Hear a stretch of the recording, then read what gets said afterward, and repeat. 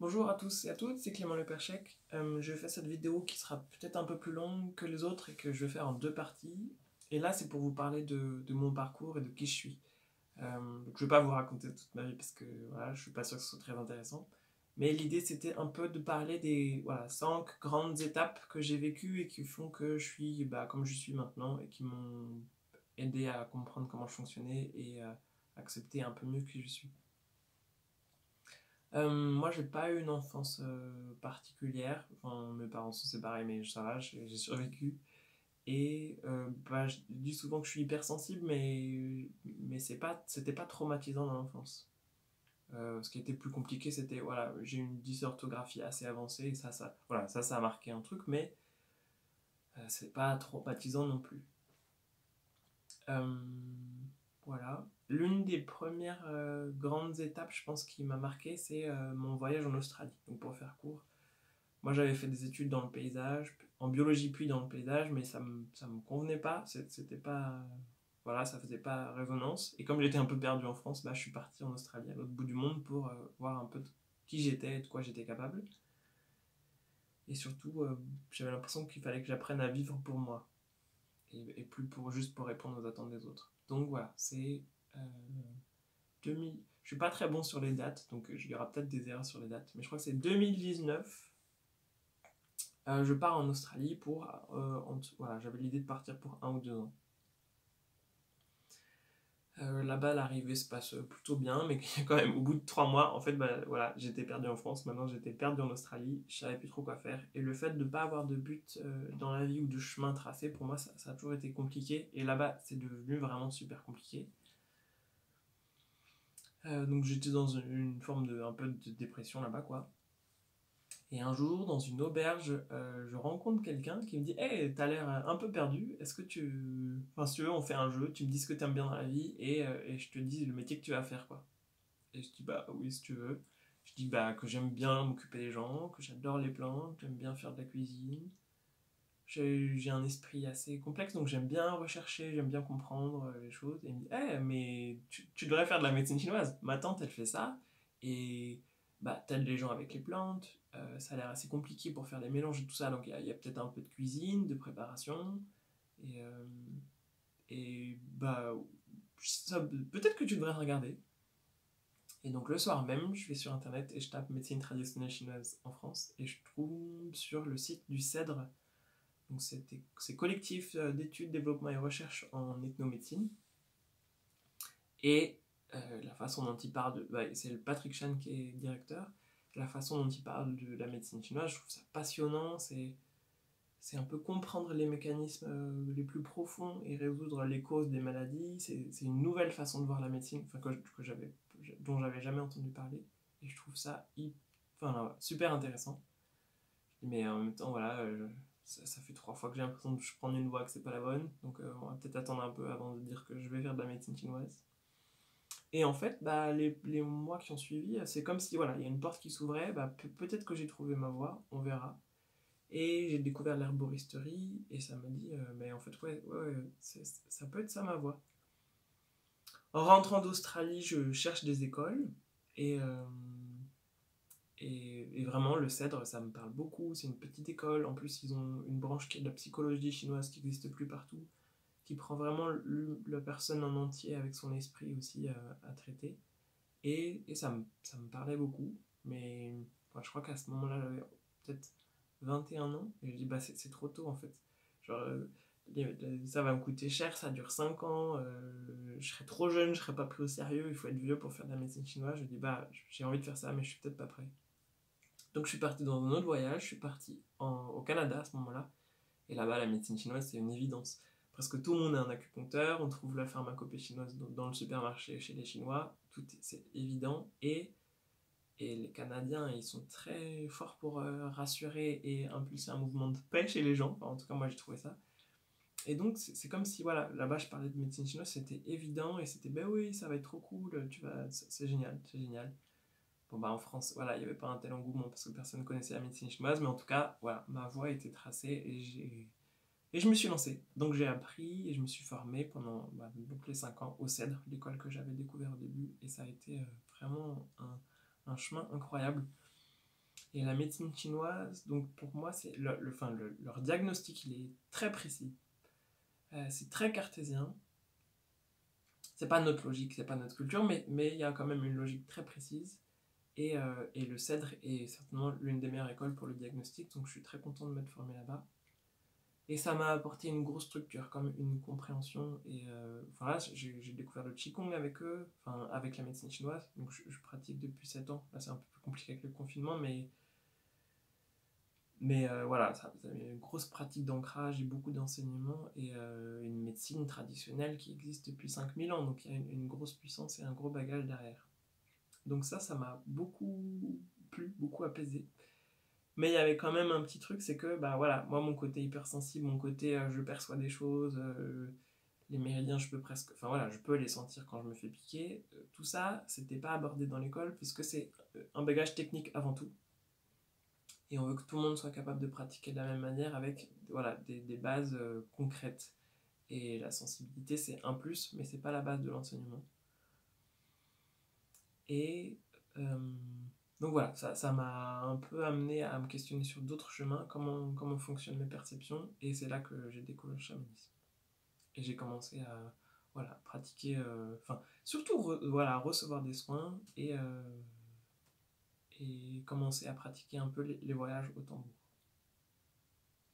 Ça c'était pour voilà, l'introduction avec la médecine chinoise, qui est maintenant un de mes outils principaux. Mais voilà, c'était pas suffisant. Moi, j'avais besoin de. Voilà, j'avais besoin. La médecine chinoise, c'est déjà hyper complet. Ils ont une philosophie, une vision du monde qui est très très large. Et moi, j'ai adoré. Mais j'avais comme la sensation que moi, il me fallait un autre truc. Et que le massage et l'acupuncture, j'adore. Mais voilà, il me faut un truc en plus qui est différent. Voilà. Dans mon parcours. La deuxième grosse chose qui m'a marqué certainement, c'est la pratique de méditation vipassana. Avec le Qigong, je faisais aussi beaucoup de méditation. Et là encore, je suis pas très bon. Voilà, peut-être 2010 ou 2012. Je m'inscris pour Vipassana et en même temps je sais pas vraiment ce que c'est. Je sais juste que voilà, c'est 10 jours de méditation avec plus de 10 heures par jour de méditation. C'est hyper costaud comme programme. Et j'y vais en me disant, bah ouais, j'ai envie de voir de quoi je suis capable, j'ai envie de voir qu'est-ce que c'est. Et donc je m'inscris. C'est des enseignements, donc la méditation vipassana, c'est un enseignement qui vient du Bouddha et qui est l'objectif de cette technique, c'est, enfin ça je l'ai appris après, hein, enfin plutôt pendant, je ne le savais pas forcément avant, c'est de nettoyer toute la chaîne de mémoire qui nous emprisonne, et donc si on arrive à libérer tout ça, on brise le cycle d'incarnation et on s'incarne plus. Donc c'est l'ascension d'une certaine façon. Ces enseignements, au niveau de la tradition, ils ont été cachés pendant très longtemps, ils sont revenus un jour grâce à Nguyenka, et c'est lui dont on reçoit les enseignements maintenant un peu partout dans le monde. Donc c'est ça que j'ai reçu. Donc les premiers jours, enfin voilà, et la difficulté, c'est donc il y a une pratique extrêmement intensive, mais il y a surtout, c'est une vie d'ascète. C'est pendant 10 jours, on ne parle pas, on n'échange avec personne, on ne lit pas, enfin on peut rien faire en fait, on médite et puis c'est tout. On mange mais c'est très léger et pas d'activité physique, enfin juste méditation avant tout.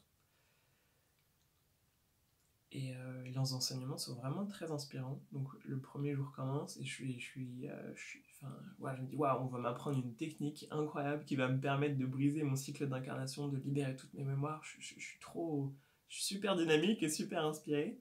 Et je me dis je vais essayer de maîtriser les exercices des premiers jours le plus rapidement possible et comme ça le 7e et 7, 8, 9e jour, ça me laissera plus de temps pour les exercices vraiment difficiles. Et je me dis là, il y a quand même une grosse part de naïveté chez moi, c'est que j'ai cru qu'en 10 ans, j'allais réussir à briser mon cycle d'incarnation et à ascensionner en fait. Mais dans ma tête, c'est la technique qu'ils proposent, on y va quoi, on y va à fond. Donc le premier jour, je pratique. Deuxième jour, je me dis mais en fait je comprends pas, les techniques elles sont très simples. On nous demande de se concentrer sur la respiration et la sensation de l'air qui rentre dans le nez et je peux le faire pendant 1 heure, je peux le faire pendant 2 heures. Au bout du deuxième jour, moi j'ai plus tant j'ai pas tant de pensées qui m'envahissent que ça, donc j'arrive vraiment à faire l'exercice. Et là, je me dis, mais je comprends pas. C'est quoi l'intérêt, en fait? Et ça devient compliqué. Et le troisième jour, bah, en fait, je commence à vraiment m'ennuyer, quoi. Les exercices qui sont proposés, bah, ils sont toujours aussi simples. On se concentre sur la circulation de l'air dans son corps. Euh, et puis, bah voilà, moi je m'ennuie. Donc je me dis, bah ouais, là je vais essayer autre chose. Donc à ce moment-là, on était certainement toujours en train de se concentrer sur la sensation de l'air dans tout le nez. Et moi, je me dis, bah, je vais essayer, si j'ai essayé de faire ça sur tout le corps en même temps. Donc, je me concentre et j'arrive à sentir tout mon corps en même temps. Chaque cellule de mon corps, surtout en surface. Et à un moment, bah, il se passe un truc qui est très étrange, c'est que j'ai l'impression que mon corps énergétique se sépare de mon corps physique. Comme si je suis en train de sortir de mon corps et que, bah voilà, mon enveloppe physique, c'est plus ça que je suis en train de sentir au niveau des sensations, c'est clairement mes sensations de mon corps énergétique qui, voilà, mes bras sortent de mon corps, le haut de mon corps, ma tête est complètement en train de sortir de mon corps, et là j'ai aucun contrôle et je vois que les formes se déforment complètement, donc quand mes bras, j'ai l'impression de m'écrouler sur moi-même parce que je n'ai plus de consistance, et là je panique et j'essaie de rentrer dans mon corps mais j'arrive pas. Ça prend énormément de temps pour revenir dans mon corps. J'ai l'impression que ça m'a pris 20 minutes. En même temps, j'ai pas d'échelle de temps à ce moment-là. Mais c'est super compliqué. Et donc, je reviens dans mon corps. Et là, j'ai des sensations de nausée. C'était vraiment horrible. Et je me dis, bah là j'ai vraiment un souci. Donc, je vais voir l'enseignement qui était dans sa loge parce que c'était un moment un peu. Enfin, c'était de la pratique privée à ce moment-là. C'était pas de la pratique en groupe. Et là, il me dit, bah avec toi, il y avait un risque en fait. Quand tu t'es inscrit, on a bien vu que tu avais d'autres pratiques, tu fais de l'hypnose, tu fais du chamanisme, tout ça c'est compliqué. D'habitude, les personnes comme toi, on les accepte pas. Et là, en fait, ça devient dangereux parce que tu fais des choses qu'on comprend pas. On te demande de faire les techniques qu'on t'apprend à faire, c'est de la méditation par le ressenti. Toi, tu dois certainement faire des touches de visualisation là-dedans, c'est pas du tout ce qu'on te demande. Et ça fait que tu fais des trucs complètement différents et on peut pas t'encadrer. Le mieux, c'est que tu t'en ailles maintenant parce que c'est trop dangereux pour toi. Il y a vraiment des gens qui deviennent fous avec la technique de Vipassana, peut-être que c'est ton cas, c'est trop dangereux, il faut que tu partes. Et il me dit, mais de toute façon, ce que tu es en train d'avoir, c'est des hallucinations. Vraiment, c'est dangereux, tu devrais partir. Et là, je me dis, non, mais c'est pas possible en fait. Vous dites depuis le début qu'il faut surtout pas partir en plein processus, que c'est dangereux, machin. Non, je veux pas partir. Moi, j'ai envie de comprendre ce qui se passe. Et puis de toute façon, j'ai eu tellement peur que je dis, bah, je vais essayer que ça se reproduise pas. Il m'a dit, si tu veux rester, seule solution, c'est que tu viennes me voir toutes les 4 heures et qu'on vérifie. Je vérifie le processus et je vérifie que tu fais pas n'importe quoi. Si jamais il y a le moindre doute, tu pars. Et là, je dis, oh non. Enfin bon, donc je m'applique, et puis c'est surtout, bah, je vais arrêter de faire mes conneries, quoi. Je vais faire ce qu'on me dit, et puis je vais pas expérimenter autre chose. Et voilà. Le truc, c'est que là, on n'était que le 3e jour. On était à la pratique qui s'appelle Apanapana, c'est l'introduction avec la respiration pour libérer l'esprit. Vipassana, ça commençait que le lendemain. Et bah, après, ça va. En fait, j'étais beaucoup plus concentré sur les instructions, et donc je faisais que ce qu'on me disait. Par contre, il y a eu une grosse difficulté, c'est que moi, la méditation, j'en faisais depuis au moins déjà 4 ou 5 ans avant, et je mélangeais énormément le ressenti physique avec de la visualisation. Par exemple, on me dit de me concentrer sur la sensation de ma main, et bah, moi je ferme les yeux, je sens ma main, et en même temps j'imagine ma main. La visualisation en Vipassana, c'est interdit.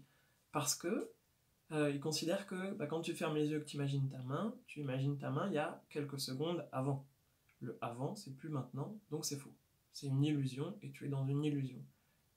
L'objectif de cette technique, c'est d'être dans le réel le plus possible. La sensation, c'est au moment présent, donc c'est réel. Tout le reste, on le supprime parce que ce n'est pas réel et ça ne va pas aider. Donc moi, il a fallu que pendant presque une journée, je me force à ne pas visualiser. Et c'était vraiment, vraiment très très dur parce que c'est presque un mécanisme automatique chez moi. Mais finalement, j'y suis arrivé à être que dans le ressenti physique. Et puis voilà, en fait, Vipassana, c'est des scans du corps. Moi, je pensais que c'était une technique incroyable, mais c'était déjà une technique que je connaissais, que j'avais pratiquée, juste appelée autrement.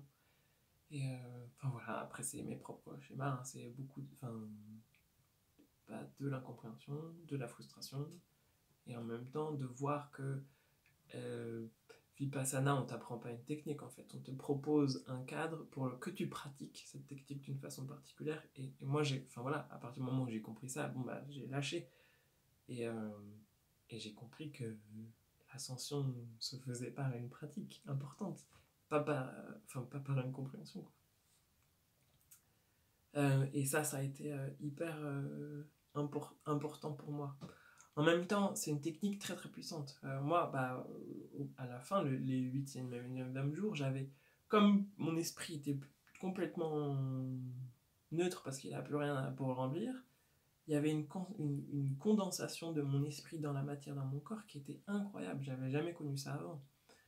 Et l'idée, c'est de faire ça pour se libérer de sa douleur, de ses mémoires et tout ça. C'est l'objectif du Bouddha pour avoir l'ascension. Et moi, je me dis, ben, je suis pas sûr que ça m'intéresse.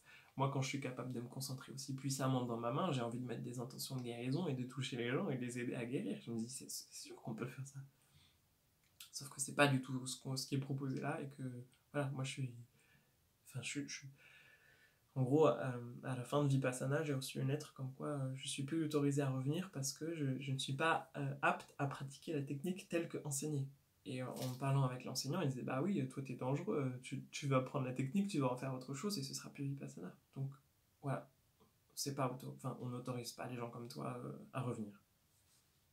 Ok, bon, bah là, c'était beaucoup. Enfin, je me dis, bah, je comprends pas pourquoi vous me laissez pas faire ce que je veux en fait. Bah, ouais, c'était clair. C'était si je veux être avec eux, si je veux pratiquer Vipassana, je fais comme ils disent et puis c'est tout. Il y a pas de possibilité quoi. Ils savent pas s'adapter aux gens et surtout pas à moi. Donc, enfin, voilà, ça m'avait mis dans tout ça. C'était assez, c'était hyper intéressant et très compliqué à gérer pour moi. Et en même temps, je me dis, bah, moi j'adore Vipassana, mais je veux pas quitter l'hypnose, je veux pas quitter, je veux pas quitter mes autres pratiques. J'adore le chamanisme et tout ça pour moi, ça se combine, c'est pas séparé quoi. Et le dernier jour de Vipassana, bah, je parle de ça avec un gars, et il me dit, mais ouais, j'adore ton raisonnement, je comprends tout à fait. Et, je te conseille de lire un livre, c'est les 8 circuits de conscience. Qui est écrit par Laurent Hugeli, avec qui j'avais déjà commencé à me former, mais dont j'avais pas lu ce bouquin. Et donc les 8 circuits de conscience, ça parle un peu des multipotentiels et là on est dans une ère où il faut être hyper spécialisé. Et en fait, c'est le principe des 8 circuits de conscience et de Laurent, et si pour être épanoui, il fallait pas justement être multitâche, multipotentiel, avec développer chacun des 8 circuits, avec les 4 circuits de base qui sont les circuits du corps, des émotions, de l'intellect, le circuit socio-culturel. On développe tout ça et ensuite on va dans des circuits plus fins avec le circuit énergétique, le circuit chamanique et le circuit spirituel. Et ensuite il y a le circuit des arcanes akashiques qui est encore plus complet. Mais en gros, la proposition qu'il fait, lui, c'est voilà, on développe ces 8 circuits en même temps et c'est ça qui fait qu'on est épanoui. Et là, je me dis, bah oui, c'est sûr, moi je fais pour être comme ça, pour faire un peu de chamanisme, un peu de pratique spirituelle avec le Vipassana, et puis tout en faisant du sport, parce que j'ai besoin d'avoir un corps sain, et avoir un travail intellectuel à côté. Moi, je peux pas être spécialiste, ça m'ira pas du tout, quoi. Et là, cette ouverture, c'était vraiment hyper intéressant pour moi, et ce livre, quand je l'ai lu, ça a été un grand réconfort, en fait. C'est il y a des gens comme ça qui fonctionnent comme moi, et qu'est-ce que c'est rassurant. Qu'est-ce que c'est rassurant. Donc ça m'a fait énormément de bien. Voilà, l'idée c'était pas de faire des vidéos trop longues, donc là je coupe pour cette première partie, et je vous fais la suite dans une autre vidéo. A tout de suite.